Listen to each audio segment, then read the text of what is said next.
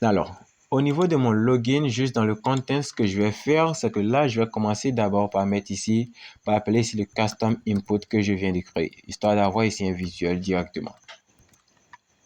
Donc là, on aura ici notre élément custom input qui sera là. OK.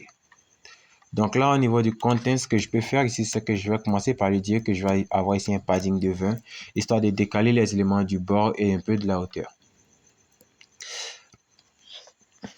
OK.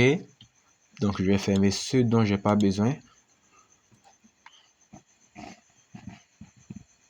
Et au niveau de ce custom input, pour créer ici cette input personnalisée, ce que je vais faire, c'est que là, ici, je vais créer ici une propriété qui sera ici container. Donc, je vais ici appeler le style qui sera égal à style, une constante que je vais bientôt créer.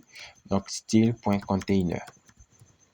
Et je vais venir tout en bas ici créer cette propriété style. Donc, const style avec un S qui sera égal à style sheet.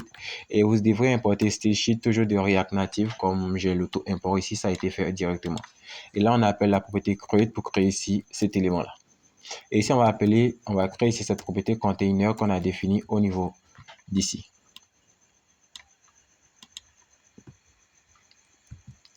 Donc, pour cette propriété container, on dira que pour le moment, on n'aura rien d'autre à faire. On vous dira que ça prendra ici toute la largeur. Donc, on prendra ici un width de 100%. Et là, on mettra ici une marge, un espace avec le prochain élément de 20. Donc, si on a un élément, un custom input là, le prochain élément, il y aura ici une marge en dessous de 20. OK. Ensuite, ce qu'on va faire, c'est que là, on va dire que pour les champs, on va faire apparaître ici un label. Donc là, je vais commencer par mettre ici un label en dur que je vais appeler ici email. Ensuite, juste en dessous de ce label-là, je vais dire qu'on attend ici une propriété texte. On va appeler ici text input qui permet de mettre ici des zones de saisie pour React Native. Et là, vous verrez qu'on n'aura rien qui apparaîtra. Mais si ici, on lui met ici un placeholder qui sera égal à saisie email, vous allez voir qu'on va avoir ici un petit placeholder qui va apparaître et lorsqu'on va cliquer ici, on aura la zone de saisie qui va apparaître.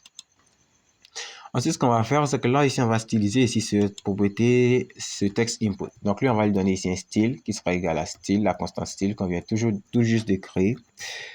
Et là, on va appeler ici le style, on va l'appeler ici input.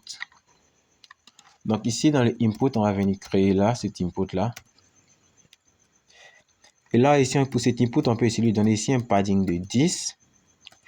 Donc là, ici, on pourra lui donner un background color de white. L'arrière-plan est déjà blanc, c'est pas nécessaire de le spécifier, mais c'est bon. Ensuite, on va mettre ici un border width. On va donner ici une largeur à la bordure. Et ici, pour la couleur de la bordure, donc on prendra ici un border color. Et la couleur de la bordure, on prendra la même couleur que le header. Donc, on ira dans Haute Header. Et je vais venir prendre ici cette couleur que j'ai mis ici pour le background color. Donc là, on verra que la bordure apparaîtra. Et là, on commencera ici par mettre ici un border radius de 5, histoire d'avoir ici quelques petits bords arrondis ici pour notre application. OK. Ensuite, le prochain élément que je vais styliser, c'est un peu le texte ici qui va apparaître. Donc là, je vais mettre ici un style qui sera égal au style.text.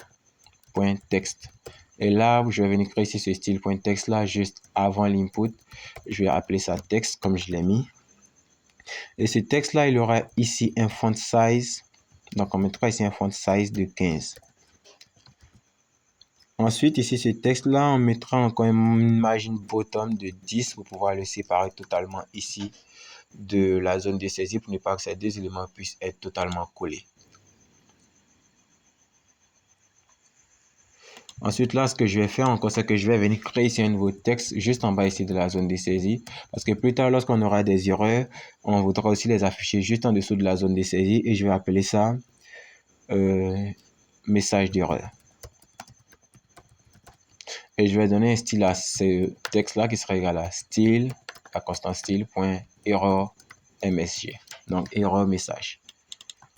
Et cette propriété erreur message, je vais venir la créer ici, juste en dessous ici de l'input.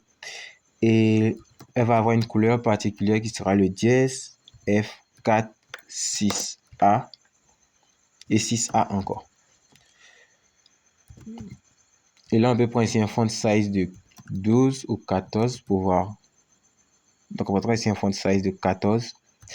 Et on peut ici le décaler un peu du haut avec un margin top de 5.